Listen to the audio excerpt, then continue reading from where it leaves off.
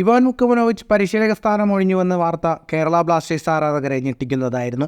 തുടർച്ചയായ 3 വർഷം കേരള ബ്ലാസ്റ്റേഴ്സിനെ പ്ലേ ഓഫിൽ എത്തിച്ചതിനു ശേഷമാണ് ആരാധകരുടെ പ്രിയപ്പെട്ട ഇവാൻ ക്ലബിനോട് വിട പറഞ്ഞത്. ഇതിനു പിന്നാലെ സൂപ്പർ താരം അഡ്രിയാൻ ലൂണയും ബ്ലാസ്റ്റേഴ്സിനോട് വിട പറയുന്നു എന്ന വാർത്ത പുറത്തു വന്നിരുന്നു. അഡ്രിയാൻ ലൂണയെ സ്വന്തമാക്കാൻ ഗോവ ശ്രമം ആരംഭിച്ചുവെന്നായിരുന്നു ആദ്യ വാർത്ത. ഈ സീസണിൽ കേരള ബ്ലാസ്റ്റേഴ്സ് ഇന്ത്യൻ സൂപ്പർ ലീഗിന്റെ നോക്കൌട്ടിൽ കടന്നപ്പോൾ അഡ്രിയാൻ ലൂണയുടെ കരാർ 1 വർഷം കൂടി ഓട്ടോമാറ്റിക്കായി പുതുക്കിയെന്ന വാർത്തകൾ പുറത്തു വന്നിരുന്നു. എന്നാൽ ക്ലബിൻ്റെ ഭാഗത്തു നിന്നും ഔദ്യോഗിക സ്ഥിരീകരണമൊന്നും ഇതുവരെയും വന്നിട്ടില്ല.